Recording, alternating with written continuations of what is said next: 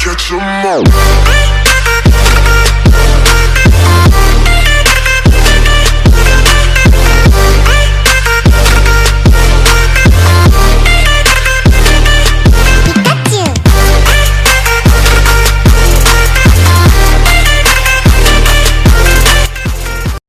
Assalamualaikum warahmatullahi wabarakatuh. Nama saya Randi Hardiansyah Sitepu, NIM 0204202079. Adanya saya di sini yaitu ingin mempresentasikan materi saya yang berjudul kalimat. Apa itu kalimat?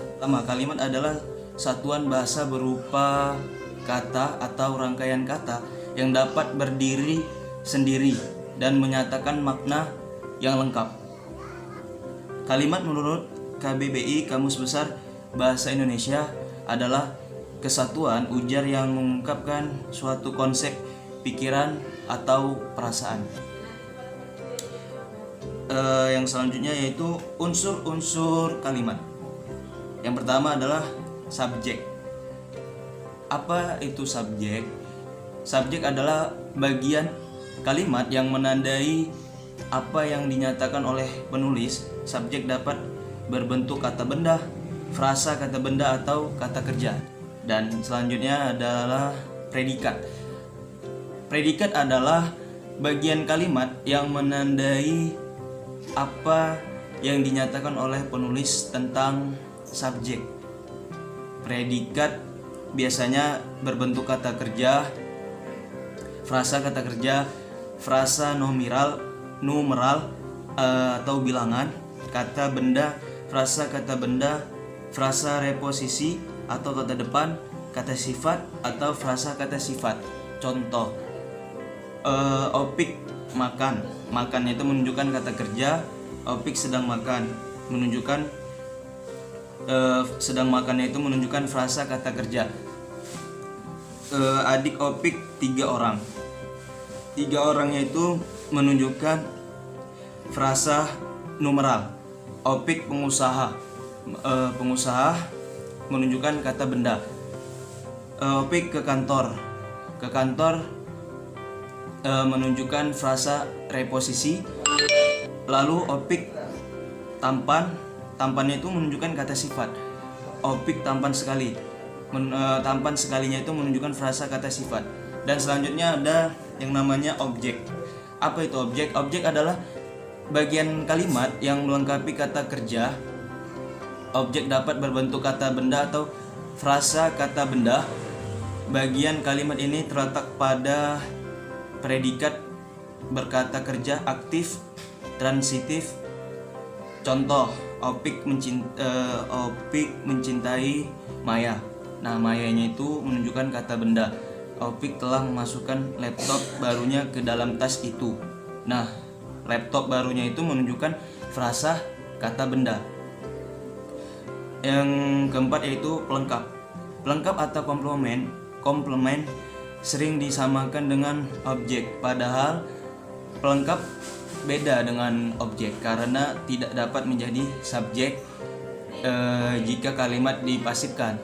Pelengkap mengikuti predikat yang berimbuhan ber, ter, beran, berkan, dan kata-kata khusus atau merupakan, berdasarkan, dan menjadi.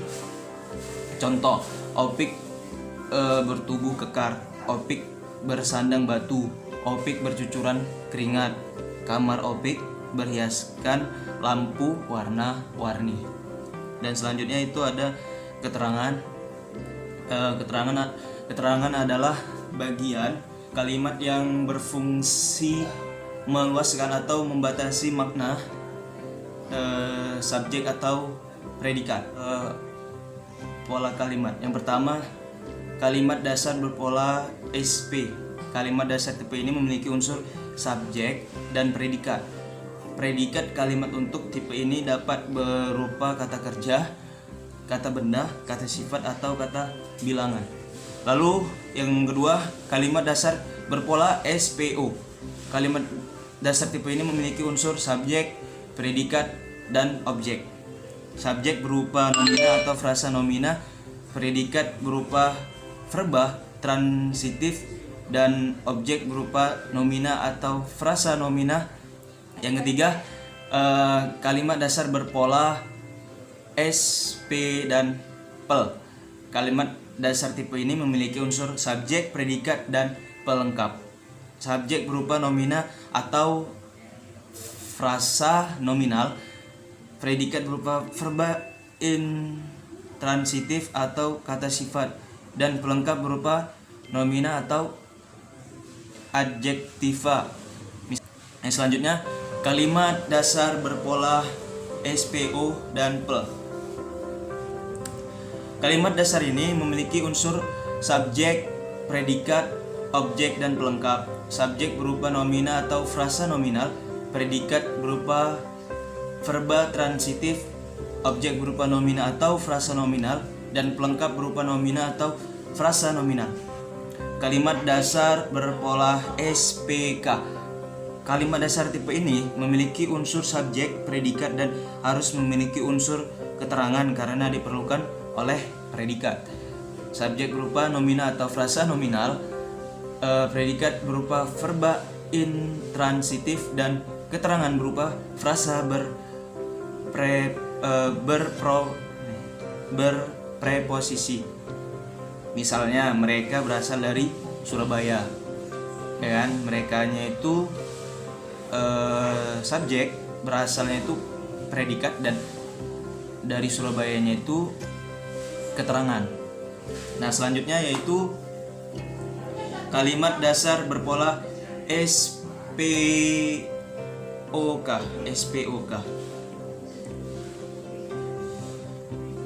Kalimat dasar tipe ini memiliki unsur subjek, predikat, objek, dan keterangan. Subjek berupa nomina atau frasa nomina, predikat berupa verba transitif atau berupa nomina atau frasa nominal, dan keterangan berupa frasa berpreposisi. Misalnya, kami memasukkan pakaian ke dalam lemari. Kaminya itu subjek, memasukkannya itu predikat, pakaiannya itu objek, dan ke dalam lemarinya itu keterangan. Nah, yang selanjutnya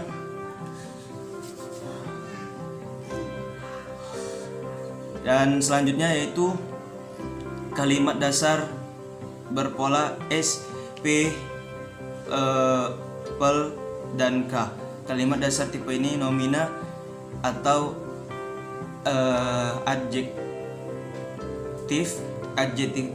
adjektiva, dan keterangan berupa frasa berpreposisi. Misalnya, Ungu bermain musik di atas panggung. Ungunya itu S, subjek, bermain itu predikat, musiknya itu pelengkap, di atas panggungnya itu keterangan.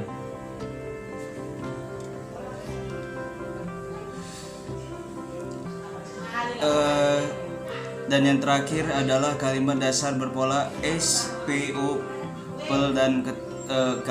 Kalimat dasar tipe ini memiliki unsur subjek, predikat, objek, pelengkap, dan keterangan. Selanjutnya, jenis-jenis kalimat. Di sini ada beberapa jenis-jenis kalimat. Yang pertama, berdasarkan pengucapan,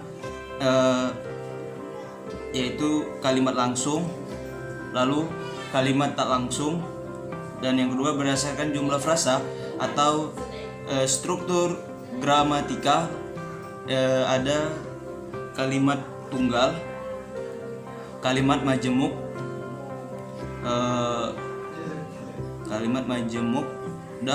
lalu ada berdasarkan isi atau fungsinya, yaitu kalimat perintah, kalimat berita, kalimat tanya, dan kalimat seruan. Dan yang keempat, berdasarkan unsur kalimat, yaitu ada kalimat lengkap, kalimat tidak lengkap, dan yang kelima berdasarkan susunan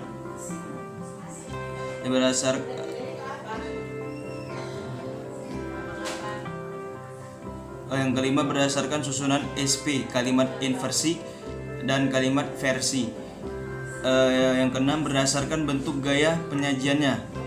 Kalimat yang melepas, kalimat yang klimaks, lalu kalimat yang berimbang.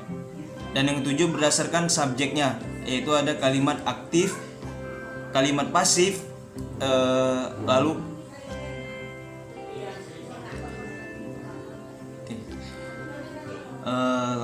apa ya, kalimat efektif. Apa itu kalimat efektif? Kalimat efektif adalah kalimat yang dapat mengungkapkan maksud penutur atau penulis secara tepat sehingga maksud itu dapat dipahami oleh pendengar, pembaca secara tepat pula. Dan yang terakhir, kesimpulan. Kalimat merupakan satuan bahasa terkecil yang dapat berdiri sendiri dan berdasarkan pola yang mempunyai pikiran, makna yang lengkap. Kalimat yang jumlahnya banyak pada hakikatnya disusun dengan pola tertentu yang jumlahnya sedikit. Dalam pola kalimat dasar kita dapat menjumpai subjek, ada predikat, lalu ada objek, pelengkap, dan keterangan yang merupakan unsur pembangun sebuah kalimat. Unsur-unsur kalimat ini memiliki fungsi dan tugasnya masing-masing di dalam sebuah kalimat. Mungkin itu saja dari saya. Lebih kurangnya saya mohon maaf. Saya akhiri dengan membaca Alhamdulillahirabbil alamin. Assalamualaikum warahmatullahi wabarakatuh.